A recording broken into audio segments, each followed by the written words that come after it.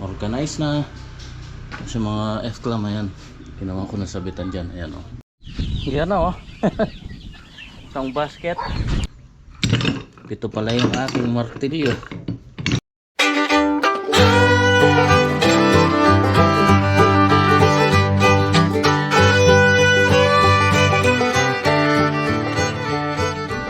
Yan o, good morning. Ayan, tinuloy ko itong maintain ng ating mga tools, mga hand tools naman ngayon. Medyo nakakarami na rin ako itong mga lagari na kiskisan ko na ng liha tsaka langis. Nalangisan ko na, dami nating lagari. Ito mga pruning saw. Yan madalas kong ginagamit sa mga kawayan. Ito mga, ang tawag dito, bakso ba? Ito mga common na lagari. Dami. 5 yung lagari ko na mahaba na ito. Yung mga pang finishing. Ito pang wrap. Tapos ito pa yung dalawa. Yung dalawang pang finishing na pinong-pino yung ngipin na yan. Kiskisan ko na yan.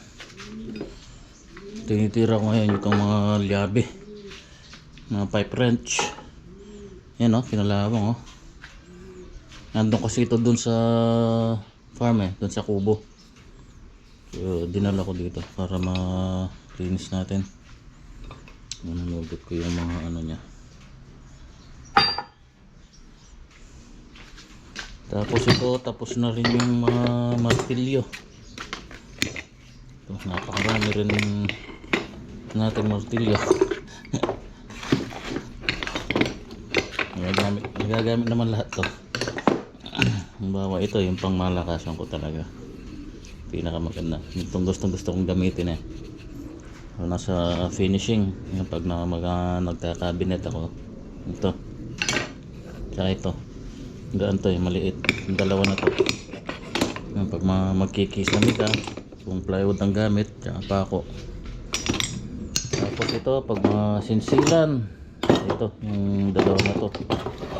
Tapos yung ano ba yung ball hammer, ito pa pala yung isa pang wrap naman. Ito pag gumagawa ng forma, babaklas ng forma. Tapos ito yung ball hammer, dalawa, tatlo, apat, 5, 7 pala yung aking martilyo. May dalawa pa akong ball hammer na hanap ko nasan may isa pa akong ball hammer na yung mango niya fiber siya, hindi ko na alam saan napunta. Tapos yung isa yung ulo, hindi ko rin na alam kung nasan na. Walang handle yun yung lang, yung ulo lang. Na-misplace na lahat.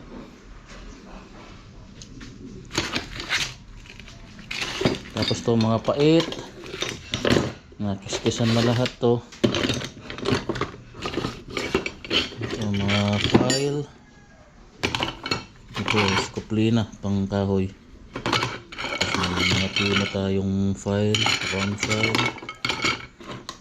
may 3 kantos. Saan yung flat? May isa pa ako na flat nasan na?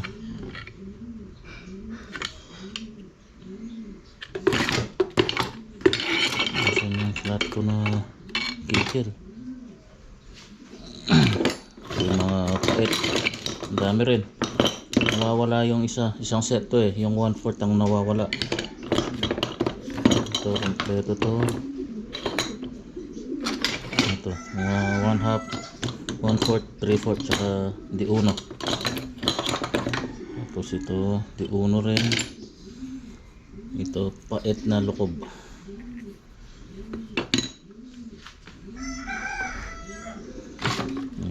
Plier, long nose. Tapos ito pambukas ng lagari. Tapos ito mga snips, snipping tools. Tapos ayan, mga guntingero. Sana yung pinakamalaki. Tapos to pang ano, pang mechanical.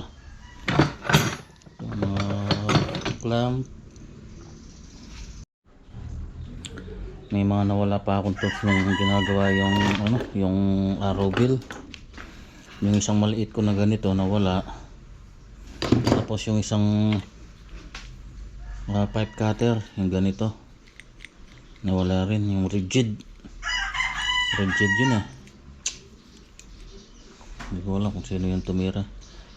Dalawa pala yung nawala na ganito, yung maiksi.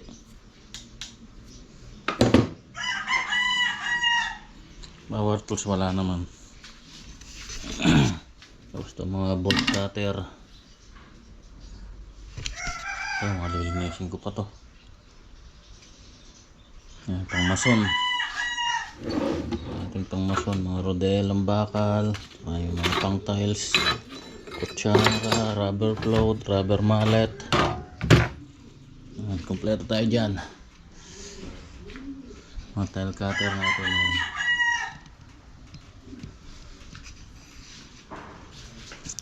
Mga spirit level, over level, mga katam. Yan o, pili kayo kung yung gusto nyo katam. Meron pa nga dito yung mahaba eh.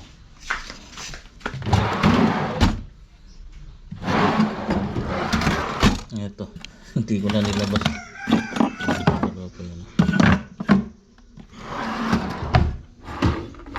Naayos ko eh para hindi magkahalo-halo. Minsan kasi may hinahanap ka, hindi mo alam kung saan na nakalagay.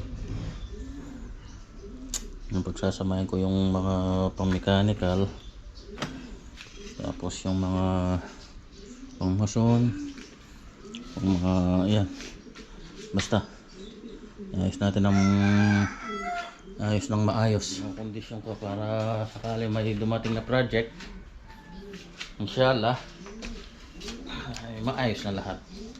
Dadampot na lang tayo. Yan, sana sino kaya ang susunod na project na magpapagawa. Konti na lang. Ano, organize ko ng maayos. Mga klam, mga siklam. Yung mga nanay at tatay. Ito yung mga anak. Yung mga anak yan. Nawala yung dalawa. Meron pang medium yan eh. Ito. Hindi makita. Yung mga gabi, pipe wrench, malinis na yan. Tapos ito yung mga lagari natin, oh. Ang dami. Meron pa palang isa niyan, nandun sa ano, nandun sa kubo, dun sa farm. Yung galing kay tatay, pinakamalaki, yung mahaba. Konti na lang, patapos na yung ating mga cutter, bolt cutter, at saka ito, di ko pa nagagamit to, bihirang bihira. Pang ano kasi ito eh, pang electrical. Yan, pang lineman. Benta ko na lang siguro ito sa mga lineman, oh. Ayan, oh. Universal, made in Japan. Napakatalim nito. Ito, gamit na gamit tong aking bolt cutter na to. Isang 18 inch at saka 30. Ayan. Ito kayang-kaya hanggang 12 mm, pero hindi ko gaano ginagamit sa 12. Hanggang 10 lang, hindi ko pinupuwersa. Ayan, mga 8. Nako, para ka lang nagputol ng alambre.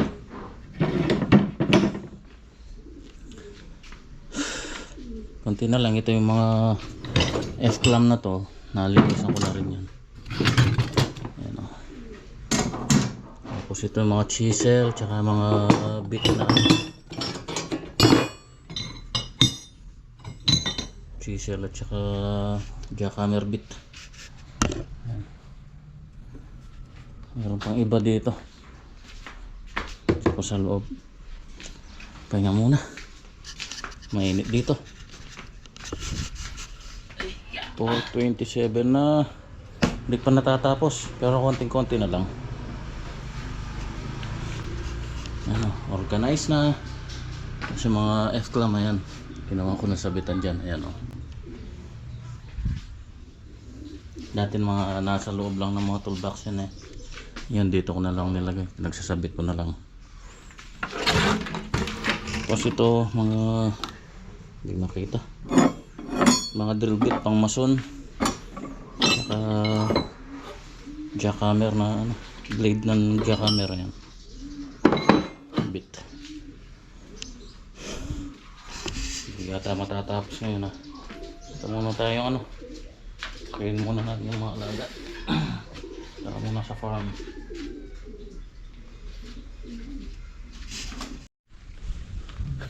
Kuha muna tayo ulit ng mangga. Dami oh. Nalalaglag lang. Hindi man kinukuha. Yan oh. Sayang oh. Yan. Yan oh. Bubulok lang. Gahanap ako dito ng ano. Ng mga tumubo. Maglilipat tayo dun sa kubo.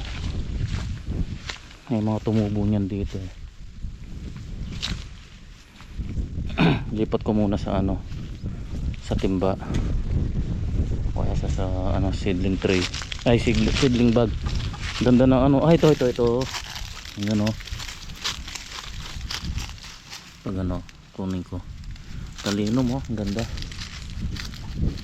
Hindi pwedeng walang tutubo dyan eh.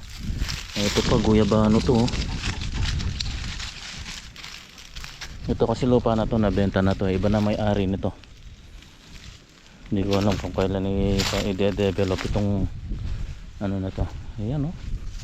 Mga ba't inipon dito? Ang dami.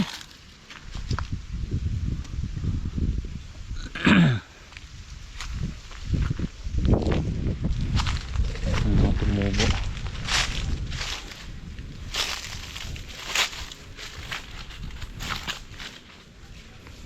Yun oh. Sa pangit ng tubo nito. Pero pwede na rin to. Sigurado ano yan, apple mango. Kuha muna tayo. Manungkit. Yan na oh. Isang basket. Saglit lang ako eh. Gutom na yung mga alaga natin oh. Sandali lang, sandali. Ayan, finally natapos din yung ating pag-aayos ng mga tools dito after 3 days. Ayan, ayos na, organize na lahat. Ayan, mula dito claw bar, bar level, mga bolt cutter, mga clamp. Ayan, ating ang malakasang square o eskwala. Ayan, sa taas yung ating cutter, tail cutter.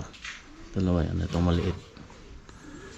Tapos yan, mga tira-tirang materyales, mga pintura. Tapos ayan, mga bubot. Tapos yung mga hacksaw natin, mga pipe wrench, mga C-clamp. Ayan. Tapos ito na yung ating mga hand tools. Ayan, planer, hand plane, mga snipping tools, mga kikil. Ayan, mga riveter, plier, cutter, hammer. Ayan, mga metro, mga chalk line, mga pitik. Ayan, mga matatalim. Ayan. Tapos dito sa baba yung mga power tools. Ayan, medyo madilim. Ayan, nandiyan yung ating mga jackhammer, yung ating power planer, cut off. Yan, at kung ano pa. Ito yung ating compressor, yung table saw natin. Tapos ito nilagyan ko ng cap brush ng ating mulyon. Ano, gandang panglinis. Yan, ito meron din akong bench grinder. Yan yung gato natin. Tapos dito yung mga ibang mga power tools. Yung grinder, mga barena. Yan. Yan, mga assorted na mga screw. Ang extension natin. Welding machine. Tapos ito, mga madilim eh. Yan yung ating mga lagari. Yan. Yan, mga clamp. Tapos yung mga sasian ng mga yung grinder. Tapos yan ano ba lang yan, mga abo-abobot. Ito yung mga chisel, mga drill bit. Yan, puro mga drill bit ito. Pangkahoy, pangkahoy tsaka pang bakal. Yung mga holso, masonry, drill bit. Tapos yan, mga power tools sa baba rin. Tapos dito yung mga pang mechanical. Yan, dami mga liabe, adjustable wrench, mga vice grip. Tapos yan, mga bala ng grinder, napakarami. Tsaka mga screwdriver. Yan, kung ano-ano. Yung silicone gun. Ayan, mga suction holder. Mga handle ng welding. Tapos ito yung ating pangmuson. Ayan, rodela. Rubber mallet, mga kutsara. Yan. Tapos mga paving tools. Okay. Yan, tapos din. Kainit. Meron pa mga abo-abobot dyan. Dami pa.